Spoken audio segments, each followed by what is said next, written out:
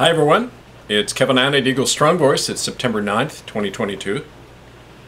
Well, we had a bit of good news today that Elizabeth Windsor died. Unfortunately not the monarchy with her, but that'll come. I've written a reflection on a postmortem on Elizabeth Windsor and the monarchy that never was, entitled Farewell to the Crown. And I begin remembering two very important quotes, one from the British Parliament in 1649, when they actually abolished the monarchy, then and forever, and from John Adams, one of the founders of the American Republic, who said, "The only crown is that of reason that the people place upon their own heads." Well, what can one say about yet another convicted felon who died in her own bed? Good riddance, of course, but one can't help but wonder whether it was the recent public admission of Elizabeth Windsor's crime by her accomplice, Pope Francis, that knocked off the old girl. Of course, being a secular or religious monarch means never having to say you're sorry for anything you did, including genocide. But be that as it may, and it always is, I suggest we all take a reality pill before the official and expensive hype begins over the latest royal parasite to pass on to what we can only hope are her just desserts, like having to face William Combs.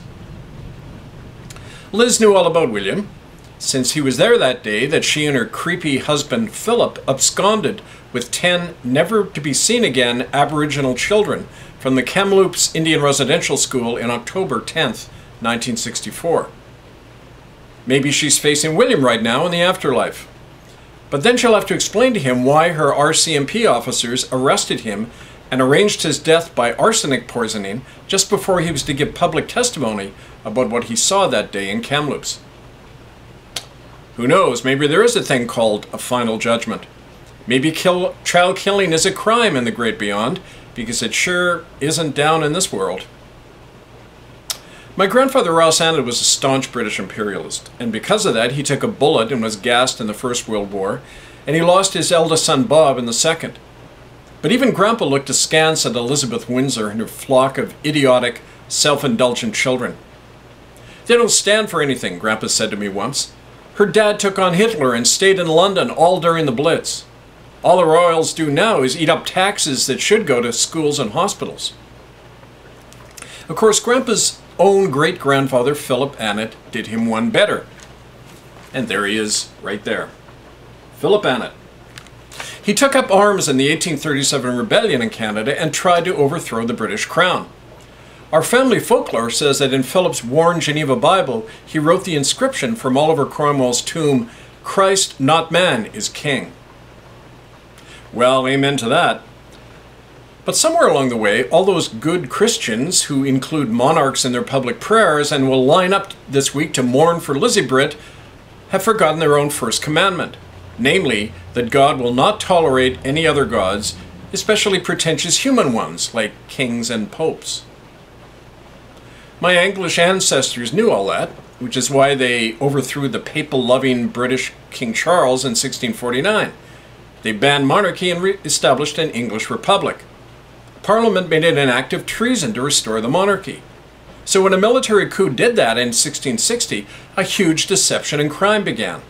King Charles II was a lawless king, subverting the will of the people in Parliament and ruling through a fictitious and illegal authority. And so has every other so-called British monarch since then. Which brings us to that substandard IQ heir apparent, Liz's eldest son, who will soon pretend to become Charles III. Well, you know, I actually met poor Charlie one spring day in 1981 in Vancouver when I worked at the Museum of Anthropology there. Charles and his dad Philip took time off abducting Indian children for a moment to dedicate a native carving in the museum. Adorned with a Hollywood Indian headdress that kept flopping down over his eyes, Charles Windsor proudly declared to the officious and slightly embarrassed crowd, "It's fitting that I dedicate this exhibit since I'm also an Indian chief." Well, nobody knew exactly what Charlie was talking about, and I doubt he did either. But that's the kind of gray matter we're dealing with when it comes to modern royals. Surely that's not worth the £89 million shelled out to Chuck and his relatives every year by long-suffering British taxpayers, what?